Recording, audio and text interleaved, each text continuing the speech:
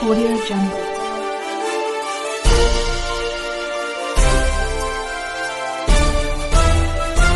Audio Jungle. Himachal में बढ़ने लगे मधुमेह के रोगी। भारत की तुलना में हिमाचल में लगभग 2% मधुमेह रोगी। ये जानकारी डॉक्टर मुक्ता ने प्रेस वार्ता को संबोधित करते हुए बताई। उन्होंने कहा कि हिमाचल में मधुमेह खतरे का संकेत दे रही है और भारत में मधुमेह की संख्या 9.8% है। उन्होंने कहा कि हिमाचल में 11.5% लोग मधुमेह की बीमारी से जूझ रहे हैं। इसके अलावा 50% लोग ऐसे हैं जो मधुमेह की जांच ही नहीं करवाते हैं। उन्होंने कहा कि भारत के शहरी इलाकों में मधुमेह के रोगियों की संख्या 13% है, जबकि हिमाचल में 1% ज्यादा यानी 14% लोगों को मधुमेह है। ग्रामीण क्षेत्रों में ये भारत के 7.8 मुकाबले 3% ज्यादा यानी 11.2% है। उन्होंने कहा कि 126 से ज्यादा का मधुमेह लेवल बढ़ी हुई शुगर का संकेत है, जबकि 110 तक बॉर्डर लाइन का है। डॉक्टर मुक्ता ने कहा कि मधुमेह का मुख्य कारण मोटापा है और हिमाचल के 38% लोगों में मोटापा है। 61% लोग निष्क्रिय रहते हैं, जबकि 3% लोग सक्रिय और 5% लोग अति सक्रिय रहते हैं। लोगों से बात की है। इसका जो हमारे पास डाटा आया है वो इवन आई एम सरप्राइज जब मैंने वो डाटा देखा है।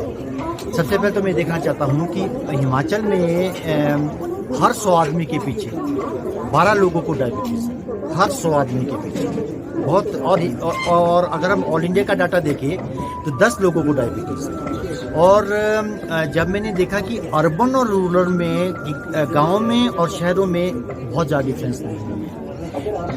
जितने रूरल में है उतना ही अर्बन में भी है डायबिटीज जो है 100 के पीछे है। लेकिन इससे भी बड़ी बात जो है, डायबिटीज से पहले की स्टेज होती है प्री डायबिटीज, जिसमें अगर वो लोग प्री डायबिटीज में रहे तो हर साल अगले 10 साल में 50% लोग उनमें से जो है वो डायबिटीज में कन्वर्ट होते हैं। उसमें से 18 लोग 100 के पीछे हमारे प्री डायबिटिक है। और ये भी मुझे दुख की बात से कहना पड़ता है कि जितने अर्बन में रूरल में भी ऑलमोस्ट उतनी ही वो संख्या है, बहुत कम डिफरेंस है। और उससे बड़ा दुख जो मुझे हुआ कि 2/3 ऑफ हिमाचल की पॉपुलेशन इनएक्टिविटी लेवल पर, इनएक्टिविटी, और 1/3 37% हिमाचल के लोग जो है वो मोटापन में आते हैं, जो कि एक BMI के बेस पे होता है। और उसमें भी अर्बन और रूरल में कोई बहुत डिफरेंस नहीं है, बहुत डिफरेंस नहीं है। और सबसे बड़ा जो एब्डोमिनल ओबेसिटी, जिसमें कि हम कहते हैं पेट का मोटा होना, जो कि एक ज़्यादा खतरनाक होता है ओवरऑल मोटापन से, जो कि डायबिटीज़ के लिए भी घातक होता है, हार्ट डिजीज़ के लिए भी घातक होता है और मेटाबॉलिक सिंड्रोम के लिए घातक होता है। ये हमारे 2/3 लोग जो है वो एब्डोमिनल ओबेस है। एब्डोमिनल ओबेसिटी का मतलब होता है कि फीमेल में अगर वेस्ट हमारी 80 सेंटीमीटर ज़्यादा और मेल में 90 सेंटीमीटर ज़्यादा हो तो उसको हम एब्डोमिनल ओबेसिटी कहते हैं। तो 2/3 हिमाचल में, जो कि रूरल में भी ऑलमोस्ट इतने ही है, 5% का फर्क है 2/3। बहुत दुख होता है कि हमारे जितने लोग अब शहरों में मोटे हैं उतने ही गाँव में भी हो रहे हैं। इनएक्टिविटी लेवल जितना हमारा शहरों में, गाँव में भी उतना ही हो रहा है। और हाइपरटेंशन जो है, 1/3 पॉपुलेशन हिमाचल की जो है हाइपरटेंसिव है, 1/3 पॉपुलेशन। और जो सबसे बड़ी बात है कि जो हमारे पास लिपिड की जो एबनॉर्मलिटीज है उसमें तो बहुत 3/4 ऑफ हिमाचल पॉपुलेशन में लिपिड की कोई ना कोई एबनॉर्मलिटी है, लिपिड की कोई ना कोई एबनॉर्मलिटी है। हमारी बहुत सारी लिपिड की एबनॉर्मलिटी होती है, इसलिए ज़्यादा ही है ये। तो 3/4 में सिर्फ 1/4 ऑफ हिमाचल की पॉपुलेशन लिपिड जो है नॉर्मल रेंज में, जो साइंटिफिक नॉर्मल रेंज में हम बोलते हैं, बाकी जो 3/4 में है वो एबनॉर्मल लिपिड है।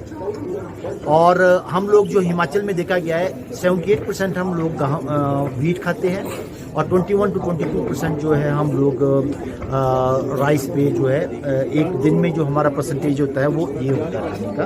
और एक्टिविटी लेवल और डायबिटीज़ का जो रहता है अर्बन में तो हमें पता, पर रूरल में इतना है ये हमें, और डिसलिपिडीमिया, हाइपरटेंशन रूरल में भी इतना बढ़ रहा है, ये हमें इसके बारे में we have to think and we have to act. And सबसे बड़ी बात ये है कि जो एक्टिविटी लेवल हमारा है, एक्टिविटी लेवल, और मेल और फीमेल में अगर हमें मेल और फीमेल की बात, 11.6% लोगों में मेल में डायबिटीज़ है और 11.5% फीमेल में डायबिटीज़। इसी तरह जो मोटापन में है वो फीमेल में, जो एब्डोमिनल ओबेसिटी है वो फीमेल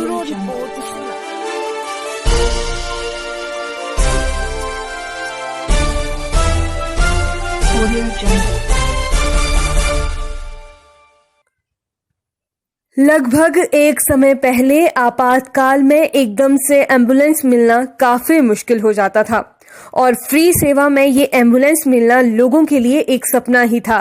लेकिन जब से एम्बुलेंस सेवा 108 और 102 ने इस सपने को हकीकत में बदला है, तब से प्रदेश के लोगों को काफी राहत मिली है और इस राहत में अब और इजाफा हो रहा है।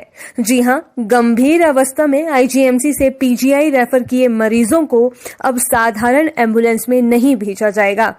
आईजीएमसी शिमला से पीजीआई रोजाना कई गंभीर मरीजों को रेफर किया जाता है, लेकिन सुविधा का अभाव होने के चलते कई मरीज रास्ते में दम तोड़ देते हैं। ऐसे में मरीजों को अब इसका लाभ होगा। हिमदर्शन टीवी नेटवर्क से आईजीएमसी में officer incharge central store doctor Rahul Gupta ने बात करते हुए बताया, मीडिया के माध्यम से हम दर्शकों को ये बताना चाहते हैं कि जो एम्बुलेंस सर्विसेज हैं ये हिमाचल में 108 जो सर्विस है उसके माध्यम से उपलब्ध करवाई जाती है। ये किसी भी हॉस्पिटल के अधीन नहीं है। कोई भी हिमाचल में रहने वाला नागरिक अगर वो बीमार पड़ता है तो सीधा वो 108 नंबर पे डायल करता है। ये नेशनल हेल्थ मिशन जो राष्ट्रीय स्वास्थ्य मिशन है उसके तहत ये सर्विस आती है और हिमाचल प्रदेश सरकार ने डायरेक्ट लोगों के साथ जो है इसको अटैच किया है। इसमें किसी भी हॉस्पिटल का सिर्फ इतना सा योगदान है कि उस पर्टिकुलर एरिया में वहाँ पे जो भी वो एम्बुलेंस अटैच्ड है वो पेशेंट जब उस एम्बुलेंस पे आता है तो उस कंसर्न्ड हॉस्पिटल को ही वो पेशेंट जो है लेके आती है, जो 108 सर्विस है। दूसरा, हालिया ही में माननीय मुख्यमंत्री हिमाचल प्रदेश ने अपनी बजट अनाउंसमेंट की थी, क्योंकि ये काफ़ी टाइम से ये जो सब मामला था सरकार के अधीन था कि जब पीजीआई हायर सेंटर को पीजीआई चंडीगढ़ को केस रेफर करना है, ज़्यादा क्रिटिकल होता है, तो हमारे पास एडवांस लाइफ सपोर्ट एम्बुलेंस नहीं थी। तो वो जो बजट भाषण में जो अनाउंसमेंट हुई थी तो उसको लेके जो हमारे निदेशक स्वास्थ्य शिक्षा है, director medical education and research, उनके ऑफिस के माध्यम से ये जो एडवांस लाइफ सपोर्ट एम्बुलेंसेज है ये खरीदी गई है। अब जब ये हमारे पास उपलब्ध होगी तो उसमें वेंटिलेटर की सुविधा, साथ में एक फार्मासिस्ट की सुविधा जो है वो सरकार की तरफ से उपलब्ध करवाई जाएगी। ये जो एडवांस लाइफ सपोर्ट एम्बुलेंस है ये पहली एम्बुलेंस होगी जो आईजीएमसी के डायरेक्ट अंडर आएगी और जब पेशेंट हम रेफर करेंगे तो वो उसी से ही पेशेंट जो है वो पीजीआई चंडीगढ़ जो है वो जा पाएगा। जी sir, advance life support ambulance का अगर बजट की बात करें तो इसमें कितना बजट खर्च हुआ होगा? तकरीबन एक एम्बुलेंस की जो कॉस्ट रहती है वो 25 से 30 लाख के लगभग जो है वो रहती है। तो इतना मुझे आइडिया नहीं है कितने की पड़ी, पर संभवतः शायद 25-26 लाख की ही आएगी। सर, आईजीएमसी शिमला से जुड़े हुए लोग ये जानकर बहुत ही ज़्यादा खुश होंगे, इसलिए आप कृपया साधारण लोगों को ये बताएं कि साधारण एम्बुलेंस और एडवांस एम्बुलेंस में क्या फ़र्क है कि लोग इसके लिए। साधारण बेसिकली एम्बुलेंस होती है उसको हम पेशेंट ट्रांसपोर्ट एम्बुलेंस बोलते हैं। उसमें सिर्फ एक ऑक्सीजन की ही सुविधा रहती है और छोटी मोटी फर्स्ट एड होती है। तो बाकी जो हमारी 108 है उसमें ऑक्सीजन की सुविधा है, फर्स्ट एड की सुविधा है, एक फार्मासिस्ट साथ में अटैच होता है। तो बाकी रेड क्रॉस की एम्बुलेंसेज जैसे हमारे कॉलेज के हॉस्पिटल के बाहर ही 5-6 एम्बुलेंसेज लगी रहती हैं। तो बेसिकली वो पेशेंट ट्रांसपोर्ट एम्बुलेंसेज है। ये जो एडवांस्ड लाइफ सपोर्ट एम्बुलेंस है इसमें ऑक्सीजन, तो बाकी जितनी भी पेशेंट को क्रिटिकल पेशेंट को शिफ्ट करने के लिए मेडिसिन, सारी मेडिसिन, वेंटिलेटर, कार्डियक मॉनिटर, तो वो तमाम सुविधाएं जो है वो उपलब्ध रहती है। जी सर, ये आईजीएमसी से पीजीआई के लिए ही कार्य करेगी? जी, क्योंकि आईजीएमसी जैसे आप सबको विदित है कि खुद ही सबसे बड़ा हॉस्पिटल है, तो आईजीएमसी से कहीं दूसरे हॉस्पिटल तो हिमाचल में जाएगा नहीं। पेशेंट जाएगा तो वो हायर सेंटर पीजीआई चंडीगढ़ ही जाएगा। तो इसलिए ये हमेशा ही आईजीएमसी से पीजीआई चंडीगढ़ को ही जाएगा। जी, एडवांस सपोर्ट एम्बुलेंस जो ये है सर, इसमें ये उम्मीद लेके चले कि अब लोगों को काफ़ी सुविधा होगी और जो जान की हानि होती है उसमें हम एक बचत देखेंगे कि इंसान अपनी जो जीवन बचा सकता है, इसलिए ये एडवांस। अगर आप थोड़ा सा पिछले कुछ टाइम से 2 साल से अगर देखें तो जो पीजीआई चंडीगढ़ के रेफर होने वाले केसेस में बहुत कमी आई है।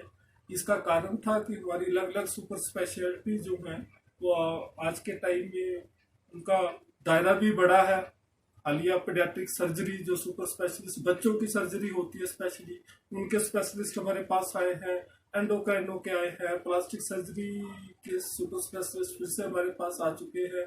न्यूरो सर्जरी विभाग बहुत अच्छा कार्य कर रहा है। यूरो सर्जरी इवन कि हमने कोविड की वजह से, कोविड से पहले जो था वो किडनी ट्रांसप्लांट तक का सुविधा जो थी वो आईजीएमसी में हमने शुरू कर दी थी। तो अभी भी शायद बीच में कमी रह जाती है कि इतना इंफ्रास्ट्रक्चर हमारे पास नहीं है, तो पेशेंट हम बीच में रेफर करते हैं। तो ये बिल्कुल निसंदेह जिस दिन ये एडवांस लाइफ सपोर्ट एम्बुलेंस बहुत जल्द हमारे जो है आईजीएमसी में उपलब्ध होगी तो लोगों की जान माल की सुरक्षा करने में जीवनदायिनी का काम जरूर करें। सर, हिमदर्शन टीवी नेटवर्क से आपने बात की, आपका बहुत Audio Jungle.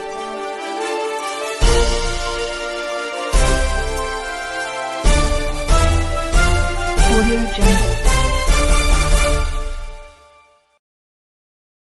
भारत के प्रधानमंत्री नरेंद्र मोदी द्वारा देश में स्किल इंडिया के तहत कौशल भारत कुशल भारत के अंतर्गत शहरी विकास मंत्री सुरेश भारद्वाज द्वारा मंगलवार को ब्यूटी और बैलेंस कार्य का शुभारंभ किया गया, जिसमें मीडिया से बात करते हुए सुरेश भारद्वाज ने जानकारी दी कि इस योजना के तहत शहरी गरीबों को भी रोजगार की गारंटी दी जाएगी। उन्होंने कहा कि ऐसा करने वाला हिमाचल देश का आदर्श राज्य बन रहा है, जिसका अनुकरण दूसरे राज्य भी कर रहे हैं। श्री नरेंद्र मोदी जी द्वारा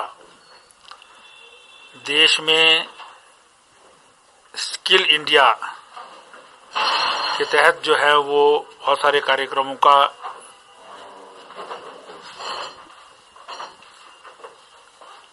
इनोवेटिव प्रोग्राम जो है वो प्रारंभ किया गया है और उसी के अंतर्गत शहरी क्षेत्रों में भी जो हमारे नौजवान हैं उनकी एक तो स्किल बढ़े, जो काम करने वाले लोग हैं, ताकि वो अपने स्किल एनहांसमेंट के कारण जो है वो और अच्छा जो है वो कार्य ढूंढ सकें। इसी के अंतर्गत हिमाचल प्रदेश के अर्बन डेवलपमेंट डिपार्टमेंट के अंतर्गत जो केंद्र द्वारा योजना दी गई है, नेशनल अर्बन लाइवलीहुड मिशन, शहर में जो है आजीविका का ये कार्यक्रम, यहाँ पर बहुत सारे लोग जो हैं वो गरीब लोग भी रहते हैं और उनको गांव से कुछ अलग प्रकार के काम करने होते हैं जो शहरों की रिक्वायरमेंट होती है। उसमें ट्रेनिंग प्रदान की जाए। कई छोटे छोटे कोर्सेज होते हैं जो 2 दिन के होते हैं, कुछ 7 दिन के होते हैं, कुछ 30 दिन के भी होते हैं और बहुत सारे ऐसे कोर्सेज हैं जिसमें स्किल बढ़ती है लेकिन सर्टिफिकेशन नहीं होती है। तो लोगों को सर्टिफिकेट भी मिले जो ऐसी स्किल जो है जिनकी एनहांस होती है। तो इसके लिए जो है वो अर्बन डेवलपमेंट डिपार्टमेंट जो है वो इस प्रकार के सेंटर्स एम्पैनल करता है और उसके अंतर्गत इस प्रकार इन कोर्सेज को जो है वो सब स्थानों पर जो है वो प्रारंभ किया जाता है। आज इस एनयूएलएम के अंतर्गत जो है कार्यक्रम का शुभारंभ किया गया है। आज के जो यहाँ कोर्स है वो ब्यूटी और वेलनेस प्रोग्राम में जो ऑलरेडी यहाँ पर जो है काम कर रहे हैं इस क्षेत्र में लोग,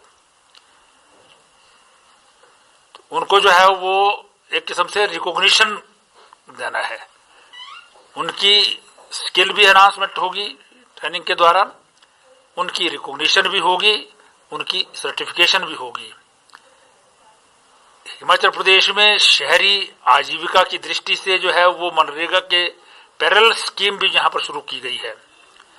उसी के अंतर्गत जो है वो उसी तरह की स्कीम के लोग जो अगर यहाँ पर जो है वो काम भी करना चाहते हैं तो वो अपनी स्किल को भी एनहांस कर सकते हैं, जिसमें विभाग जो है वो उनको दैनिक वेतन भी देता है और साथ में उनकी स्किल भी बढ़ती है। तो इस प्रकार के कार्यक्रम जो है शहरी विकास विभाग द्वारा आयोजित किए जाते हैं और उन्हीं में आज जो है इस कार्यक्रम का आयोजन हुआ है और वास्तव में इस एनयूएलएम कार्यक्रम का जो है वो आज शुभारंभ किया गया। सर, कुशल भारत और कौशल भारत की बात की जा रही है, तो आपको लगता है कि इसका डिस्क्रिप्शन आज पिछले कल बजट में भी किया गया, क्या ये आत्मनिर्भर भारत की तरफ एक सशक्त कदम होगा? देखिए, आप कुशल भारत और कौशल भारत जो है ये तो 2014 में जब नरेंद्र मोदी जी बने थे उस वक्त प्रारंभ कर दिया गया। उनके दिमाग में आत्मनिर्भर भारत उसी समय से रहा होगा, लेकिन आत्मनिर्भर भारत जो है वो जब ये कोरोना वायरस की जो है स्थिति दुनिया में आई उसके बाद जो है वो भारत आत्मनिर्भर बने, इस दृष्टि से जो है वो उन्होंने इस प्रोग्राम को जो है वो इकट्ठा किया है। आपने देखा होगा कि कोरोना वायरस की स्थिति में हिंदुस्तान में मास्क नहीं होता था, यहां पर पीपीई किट जो है वो अवेलेबल नहीं थी। वेंटिलेटर तो हिमाचल में जो है वो केवल मात्र 21 थे, वो भी बड़ी बड़ी कंपनियों से जो है बाहर से मंगाए हुए थे।